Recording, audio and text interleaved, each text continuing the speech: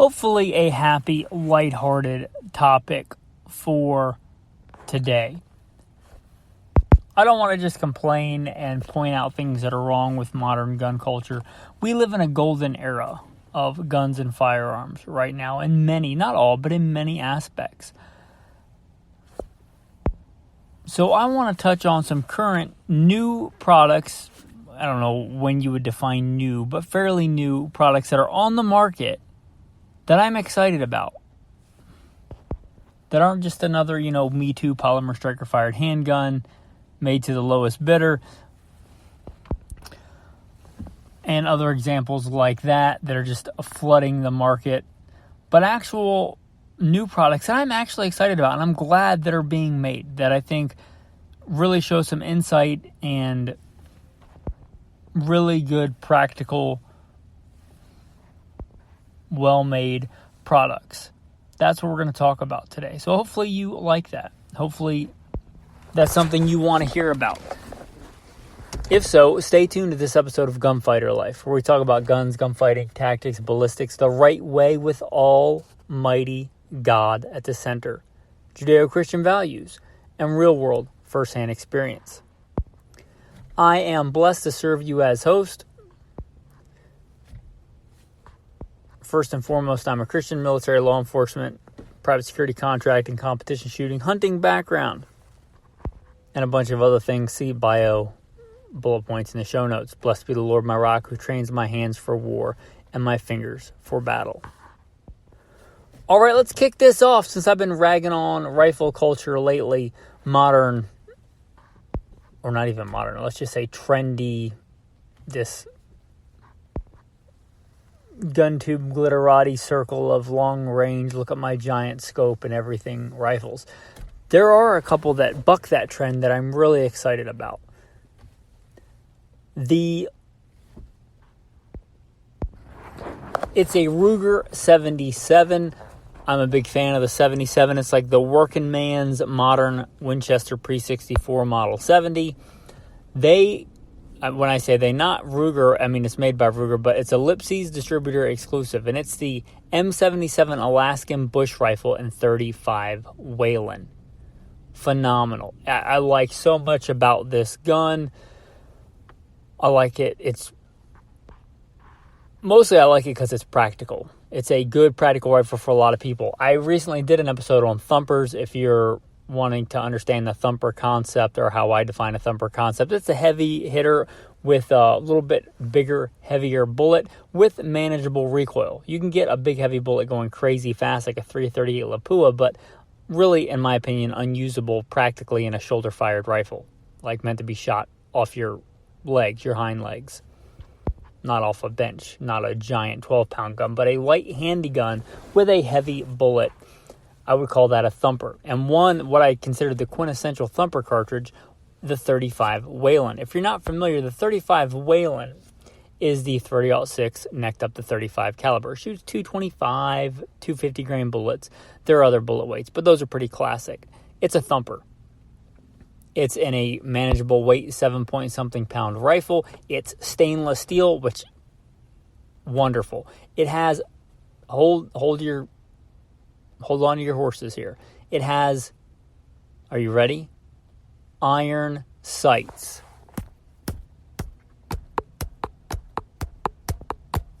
Slow clap. Thanks to whose ever idea that was, to come out with a new rifle with iron sights. Oh, so many of these rifles today is just another hashtag Me Too polymer push feed sub-MOA rifle without iron sights. Like, to me, if it's like a go-to hardcore use survival bush type rifle, it should have iron sights, and they're so hard to find today. This is wonderful. We get a new rifle with iron sights, stainless steel, which I'm a big fan of, and controlled round feed. The M77, much like the Pre-64 Winchester, one of the reasons it was highly coveted, controlled round feed. Giant, heavy steel claw extractor. Not a little, tiny push feed extractor that just pops over the lip once you shove it in the chamber, but one that grabs the rim of the cartridge, a big portion of the rim, and controls it in and out of the magazine, in and out of the chamber. Controlled round feed. Stainless steel, iron sights, decent weight. Just, I like so much about this rifle. It's wonderful. They make it in 35 Whelen, which is a good cartridge. Kind of the American thumper, and kind of the African thumper is the 9.3 by 62. Great cartridge. I've done episodes on both of those cartridges you can look up. But just a wonderful, manageable amount of recoil thumper heavy hitter of a cartridge. This gun did not exist when I went to live in Alaska. If it had, I probably would have chosen it as my Alaska rifle. Since it did not exist at the time, I went back to a pre-64 Winchester Model 70 featherweight. But this is a pretty good modern version of that in a thumper. It's a fantastic rifle. They also, I don't know if it's Ellipses exclusive, they also make I think it's the African, somebody's exclusive, N280 Ackley improved. Very similar, except blued steel. So I'm less excited about it. But that's just how I hunt in the environments I hunt in. If you're, a fair weather hunter or a day hunter, but you still like a practical rifle, that 280 Ackley improved African. That's a really cool idea and a really cool concept. I'm excited about that. But that Alaska bush rifle, stainless steel, controlled round feed, iron sights, manageable weight, classic lines. And I like it because it's practical, but also it's beautiful. It's probably, with the exception of a very similar gun, the Ruger International, it's probably one of the most beautiful rifles on the market today. So practical and good looking. So I like that rifle a lot. I'm very excited about it. I couldn't help but mention it on this episode and lead off with it because I don't like to bury the lead. That's probably one of the guns I'm most excited about. Will I get it? I don't know that I could justify it from a practical standpoint because I have a very similar rifle that already existed. It's not really in today's episode because it's not new, but it's the Ruger guide gun. It's also a Ruger M77, stainless steel, iron sights, and controlled round feed. And similar weight, similar construction, similar looks. The only real difference is mine's in 30-06. With 30-06 with the right bullets, we'll take care of anything in North America. So it'd be hard to justify just to go to a 35 Whelen. If I got it, it would just be because it's really cool and I want to, give money to trends that I see that are actually practical and useful for the American hunter, the American rifleman. That'd be the reason I bought it, not because I really need it. But if you're looking for a thumper, you're looking for a practical gun, you're looking for a hardcore use gun in 35 Whelen, just phenomenal. It'd be cool if they, had a, whatever they'd call it, like a lower 48 bush rifle, and they came out with a very similar design with a lighter action in 308 in both polymer stock, which would be quite a bit lighter, and traditional walnut. But stainless steel, iron sights, control round feed, and like a 308 and other similar calibers that are lighter, that would be phenomenal also. But I'm happy that they make this one. Will I get it? Again, it'd be hard to justify practically because I have the Ruger guide gun in 30-06, which is a phenomenal, phenomenal gun. And once you do a little bit of work to it, crazy accurate. So that's really cool. I'm really excited about that. What else am I excited about? The mountain gun. I'm not so much excited about this for me. I'm not the biggest revolver guy. I have a real big revolver. I have a, 454 Casull that I took out hunting last week. I like handgun hunting. I like it quite a bit. But I'm not a revolver guy. I don't carry a revolver day to day. I don't pretend to be Dirty Harry. I am a private security contractor. Guess what? I don't carry a revolver because I want to stay alive. But I appreciate a good, well-made revolver. And there are a lot of revolvers to me that just don't seem practical. One that seems very practical and very coveted, so much so that they brought it back, is the mountain gun, the Smith & Wesson mountain gun. In 357 Magnum and 44 Magnum. It's a really cool, it may come in other calibers, but I'm fairly certain it comes in 44 Magnum and 357 Magnum.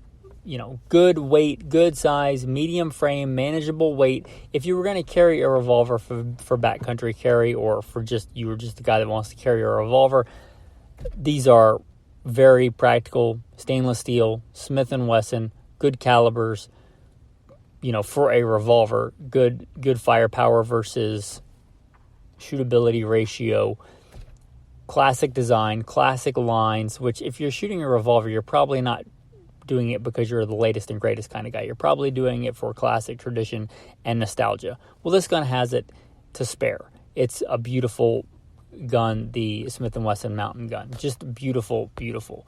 And a cool gun. If you're going to carry a revolver and you're looking at getting a new practical revolver in 2025, it's really cool that they're making the Smith & Wesson Mountain Gun. It's a cool concept. It's not the only gun out there. You could argue that, for cheaper and more practical, get a Smith & Wesson, a Ruger GP100 stainless steel. Yeah, and fair. Ruger makes a good gun as well.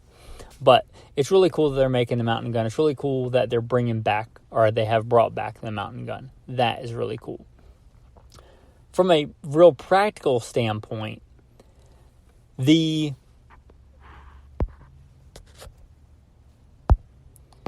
Benelli Nova. The big two in decades of yore were the Mossberg 500 family, including the 590, and the Remington 870 family. Well, since Remington has tried to come back from bankruptcy, and I would love for Remington to do well, but I wanted to support them when they first came back from their bankruptcy. They came out with the 870, one of their flagship products. I bought one. It was hot garbage. I don't even know if I could call it hot. It was garbage.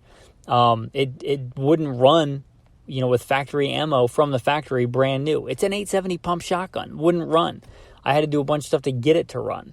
Not impressed. Will not recommend those unless something dramatically has changed since I bought my new one several years ago now, when Remington first started making them again. It was garbage, which is sad because I like the design. I actually shoot the 870 better than I shoot a 500, 590 family. I shoot it better. But I'm going to tell you what I did. Go find an old one. Go find an old Wingmaster or a Police Magnum. But that has left kind of a void. I also really like the older Winchester 1200s, 1300s, 120s, that family, before they started making stuff in Turkey. Blech, another Turk nasty shotgun. They just stamp Winchester on it. That's their new pump shotgun, the X Turkey, they should probably call it, the Turk nasty. But to be fair, Turkey makes a shotgun that works. If you want to give money to Muslims that would just assume cut your head off, that's on you. If you think that's a good idea, you do it. But that has kind of left a void in the American-made pump shotgun market. Mossberg, hats off to them, they still make a good American-made pump shotgun. They make a whole family, from the budget 88 up to the vanilla 500 to the more tactical 590, 590 A1s, even the retro. That's a cool gun, not very new, so outside of today's discussion. But what I am excited about is Benelli, and I love Benelli. My go-to semi-auto shotguns for years past have been Benelli, and the Benelli Nova kind of flies under the radar. It's Benelli quality and wonderful Benelli ergonomics and all the things that make Benellis great, but in a pump shotgun, and it's quite a bit cheaper. An M4 is going to run you what? I haven't even checked them lately, $2,500, maybe more. A Benelli M2, M3, they're not cheap. They're fantastic guns, and I absolutely think they're worth the money, but they're not cheap. And affordable, if you want to consider it affordable, the Benelli Nova. Benelli Novas have been around since I was a kid. My best friend growing up, we were big into duck hunting, goose hunting. At least we thought we were big into it. We probably screwed up a ton of stuff. But I think I had a Remington 1100, and he had a Benelli Nova. That's how long they've been around. That was, pre 9/11. I joined the Marine Corps before 9/11. To give you an idea of when that was. The Benelli Nova was around then. I remember because one of my best buddies growing up had one. It's been around a long time. Well, they came out with the Nova 3 now. The regular Nova was good. The Nova 3 has got a lot going for it. There have been some advancements in shotguns. Something as simple as good, easy way to attach a more tactical sling. The Benelli Nova 3, if you're looking at the tactical version, really good fighting sights. And this is important because it's 2025, the ability to mount and co-witness your iron sights and a red dot sight, a good pistol size red dot sight that you can easily take off. Wow, that's fantastic. And from the factory like that, that's great. Comes with the optics rail and the iron sights. That's awesome. The ability to mount a really good, quick, detached sling easily. They make models that take interchangeable chokes. Listen, if you just think you want a shotgun for home defense, get your just bead sight and no chokes. But if you plan on taking it outside the house, get a model with chokes and get a model with rifle sights, ghost ring sights, open sights, but actual sights, says me. And it's 2025, so get a model that can take an optic. Says me, if you want a good all-around survival shotgun, defensive shotgun, fighting shotgun, truck shotgun.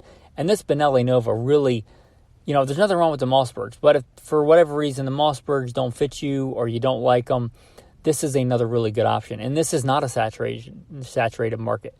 There is not a lot of other really good pump-action shotguns not made in Turkey, not made in China. No, this is not made in America. It's Benelli, so it's, made in Italy. But, I got nothing against the Italians.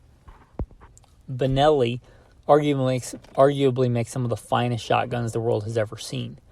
And the Benelli Nova is really no exception. They're a phenomenal pump-action shotgun. They have a lot going for them. I'm not going to go through all the features and all the things, but it's a good fighting weight. It's a good size. It's got good ergonomics. It's a good shotgun. So I'm really excited that they came out with the Nova 3, a little bit more modern design. Okay, this next one is a gun that's maybe not new, but new to me knowing it exists. I had heard of Fierce Firearms before. They are not uncommon in the area where I live. And they're not made in my state that I live, but pretty close. And they're kind of a higher-end, semi-custom rifle builder, which is great. There's a lot of those, and I'm happy that those cottage industries exist, those small, semi-custom, bolt-action gun makers. But, again, a lot of those are, polymer, push-feed guns that, don't really get me excited.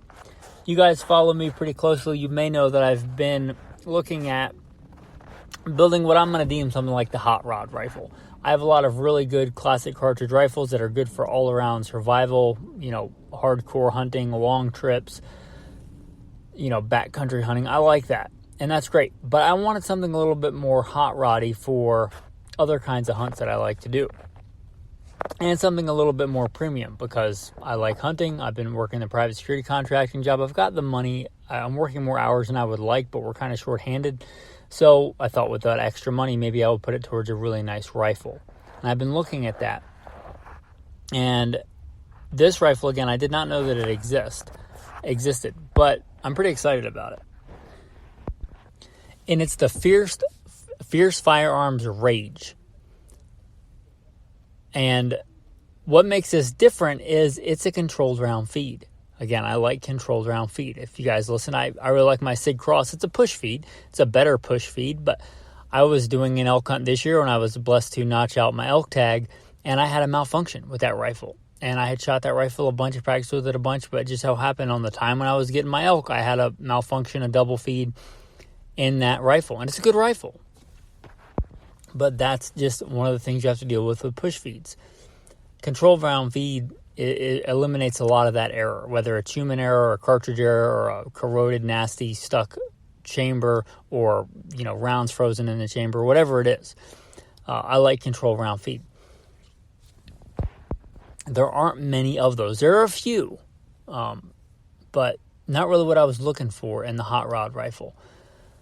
And I had heard somebody mention somewhere else on a different podcast that the Fierce made a controlled round feed. Well, I went to their website and looked around, and make a couple of different models. I couldn't see anything that said controlled round feed. However, I wrote them and said, hey, do you guys make a controlled round feed? And they said, yeah, the Rage. The Rage is marketed as a 3-lug super accurate action, but it's not marketed as controlled round feed, but they said that it is. And they're the ones that make it, so they should know.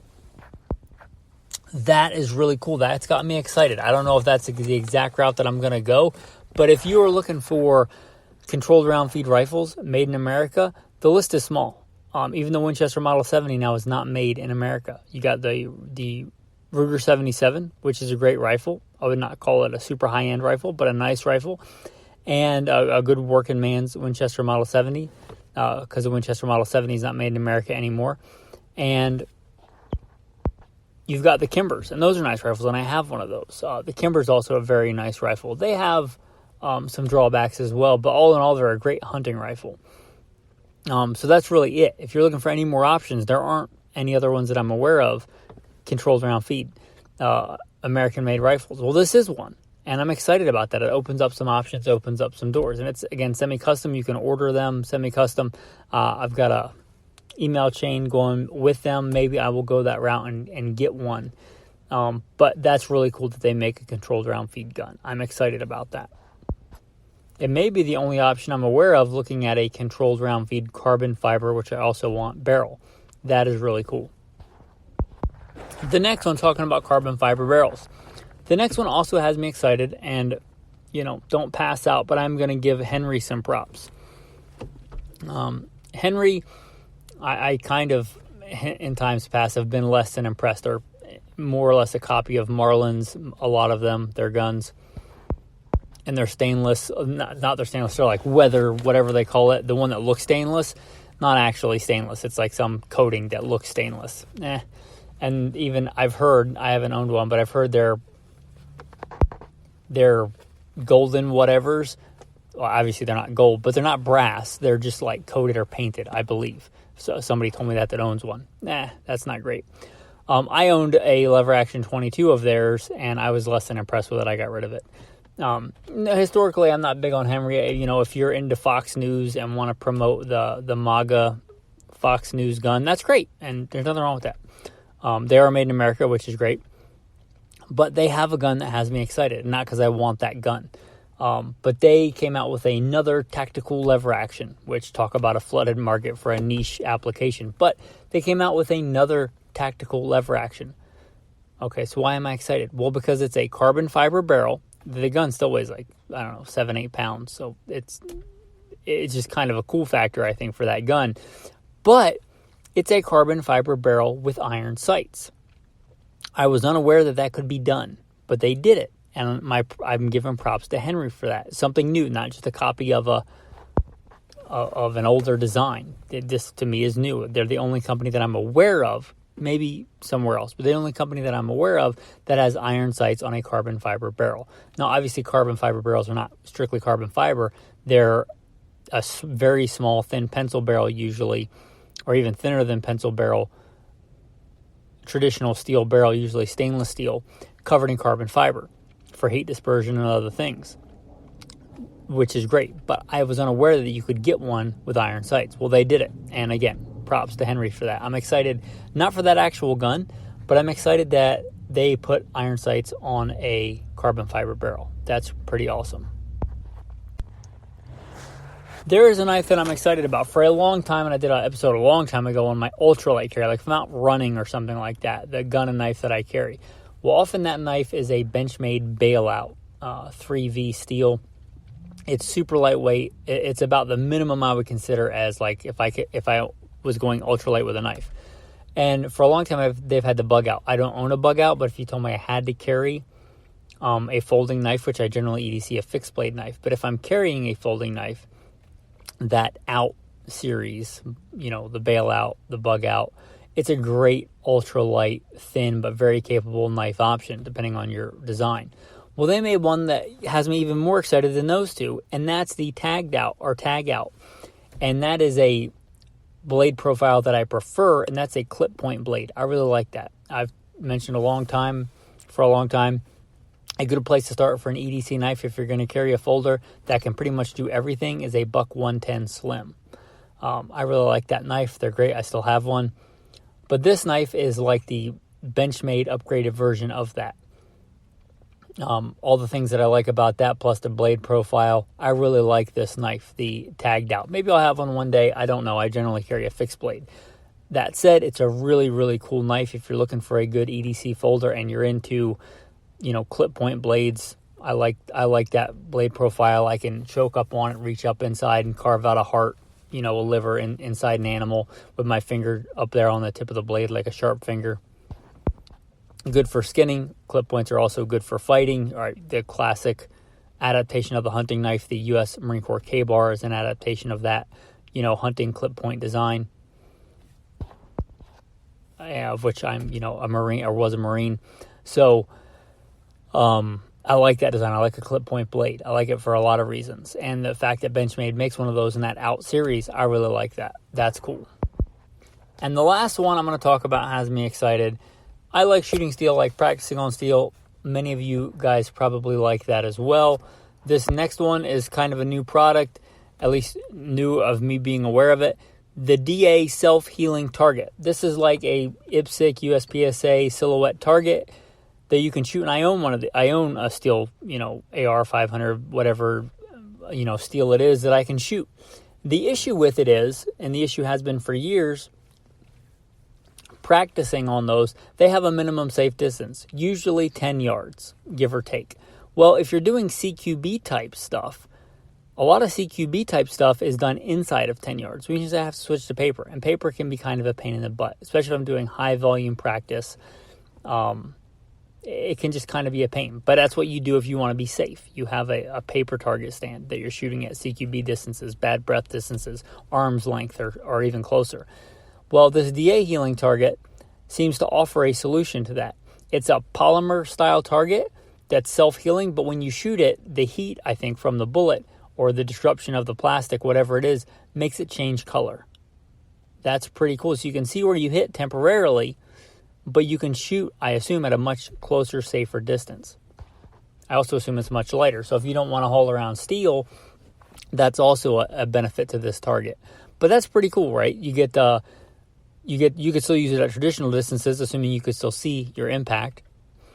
But you could use it at those distances. It's a self-healing target. I assume it's lighter, and because it's some kind of plastic polymer.